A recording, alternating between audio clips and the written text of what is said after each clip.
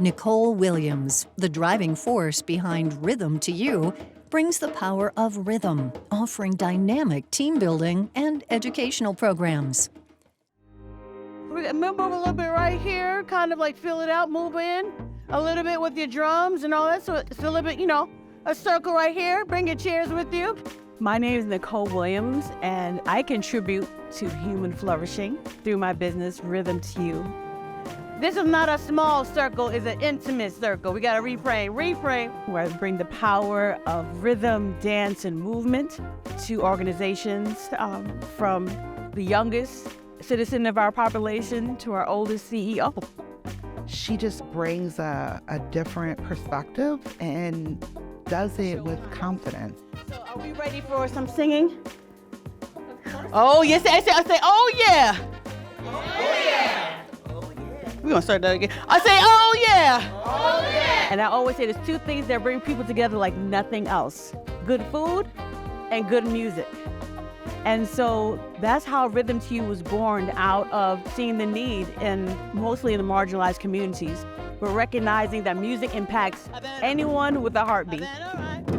Then mine to the left, hey. Then mine to the right, then mine to the left. My name is Autumn McCauley. I am the Vice President of Empowerment Services at the YWCA North Central Indiana. The YWCA National has a stand against racism, and so for each week we did something in the community where we partnered. And so for the music part, we partnered with Nicole really to focus on music, bringing music, so her dance and drum, and bringing the community together and really just talking about racism through her music. How many, real quickly, how many of you rumble? If you had to, you've been followed in a store. How many of you knew that you had to show up looking a certain way because they don't know you and you had to try to impress people who may not look like you? My top strength is I'm a connector.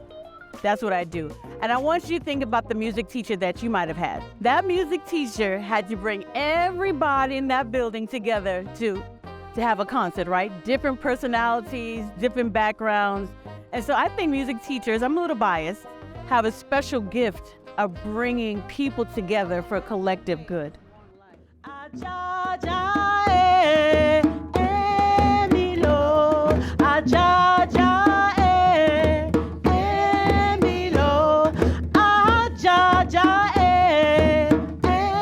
Music has always been a part of my life. I was that kid that when family members would come in the house, my dad was like, okay, Nicole. And everyone would be in the living room and I would be dancing to the music. There's the spirit of unity. I was in school for accounting. So one day I was sitting in the lunchroom and I was looking like, I don't belong here.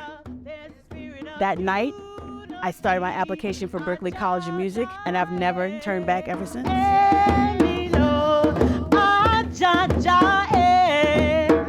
my gosh.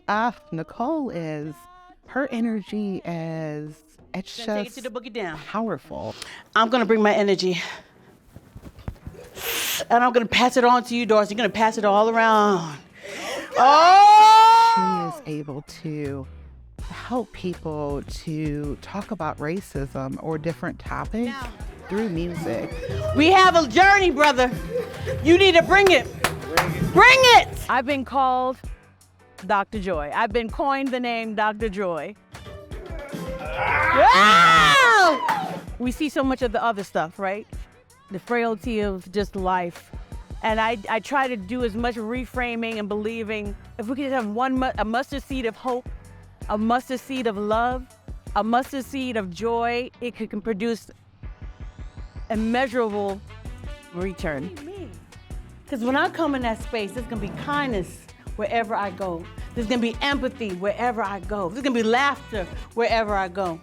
But there's work to do. Say, there's work to do. There's work to do. Look at somebody and say, there's work to do. There's work to do. Say, oh, there's work to do. There's work to do. But I want to say, So at the very beginning, I think people were coming in nervous, right? Because they didn't know what to expect. And sometimes I think, having an event like that, people are like unsure and they don't know what to think, and they're nervous, right? Because they don't know what to think. I'd say about 10, 15 minutes in, you could tell people were relaxing, right? And they were getting into the drumming, whether they were doing it with their hands or using the instruments. Through her music and through her drum and her dance, she really connects people, and it's like they don't want to leave and they just wanted to continue on. It's really beautiful. The way that my dad speaks about me to this day, you would think I had a mantle with like 20 Grammys, right? He has always been one of my biggest cheerleaders. You know, you see your dad, you think dad, but when I saw him on stage, I'm like, now I know why they called you Mr. Dynamite. The reality is that none of us were born the way that we are by mistake.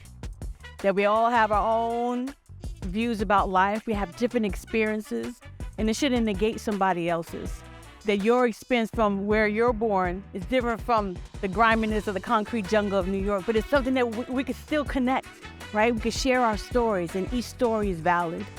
And so I think especially right now that we need to honor people's stories, even if it's not your reality. I want you to just lean in and really listen to what I'm saying. Honor my truth. Even if you don't understand, can you at least honor my truth? And I think that's where barriers will hopefully be eliminated. It doesn't take a relationship to have them, but it takes a relationship to break them down. And so that's my hope.